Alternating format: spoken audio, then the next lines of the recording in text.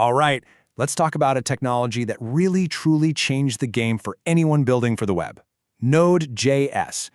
Have you ever wondered how JavaScript, the language that makes websites click and pop, somehow broke out of the browser to power massive servers and apps? Well, that's exactly what we're digging into. Let's do this. For the longest time, JavaScript had one home, and one home only, the web browser. It was awesome for making websites interactive, but it was basically trapped inside that little box. So the whole story of Node.js really starts with this one powerful question. What if JavaScript could just escape? What if it can run anywhere? And boom, here's your answer. Node.js is the key to unlock the cage. At its core, it's a runtime environment, which is really just a fancy way of saying it's a program that lets you execute JavaScript code directly on your computer, on a server, on a tiny little smart device, pretty much anywhere except the browser. So let's kick things off with this great escape story. How did Node.js actually set JavaScript free, and what made it so incredibly powerful once it got out?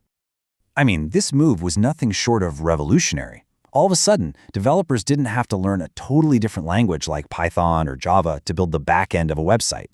They could use the very same JavaScript they already knew and loved for both the front end that you see and the back end server that does all the work. It was like one language to rule them all. So what's the secret sauce here?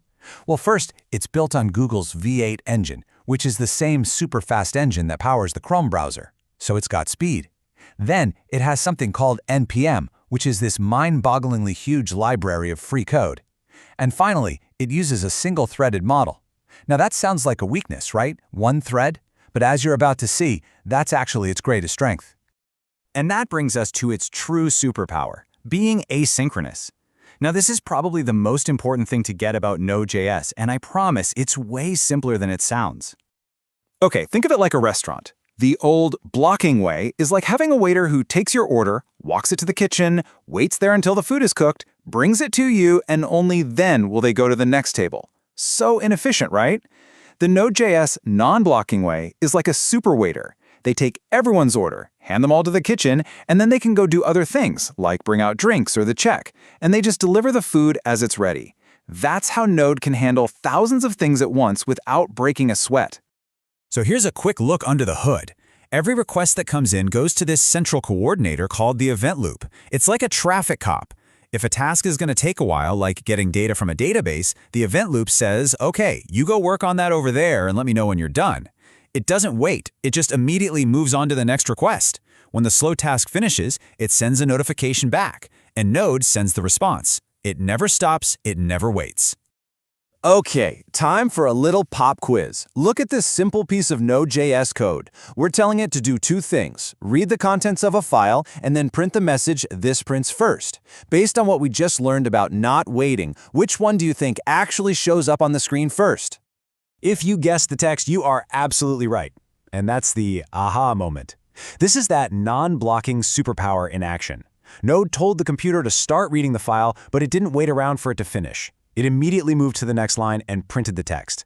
That is the entire secret to Node.js's performance. Okay, so we know how it works, but where is this stuff actually being used? Let's take a look at how Node.js is quietly powering a ton of the services you probably use every single day. Honestly, the list is huge. Node.js is the backbone for countless APIs. That's how different apps talk to each other. It is perfect for real-time chat apps like Slack or Discord. It's used for live streaming services. Big companies like Netflix and PayPal use it for their complex systems. And because it's so efficient, it's even great for tiny Internet of Things devices. And remember that package ecosystem, NPM, that I mentioned? Well, today there are over 2 million of these free reusable code packages. 2 million! It's like having the world's biggest box of Legos. Anything you can imagine building, someone has probably already built a piece you can use. It is, by far, the largest software registry on the planet. And don't let all this power intimidate you. What you're looking at right here, this is all the code it takes to create a real, working web server in Node.js. That's it, 5 lines of code. It's this amazing combination of being incredibly powerful under the hood, but also super simple to get started with. That's why so many people absolutely love it. But let's be real, no tool is a silver bullet. Node.js is fantastic, but it's not the right choice for every single job. So it's really important to know where it shines and where it doesn't. Here's the general rule of thumb. If your app does a lot of waiting for things like network requests or reading files, then Node.js is an amazing choice. Think chat apps, APIs, streaming.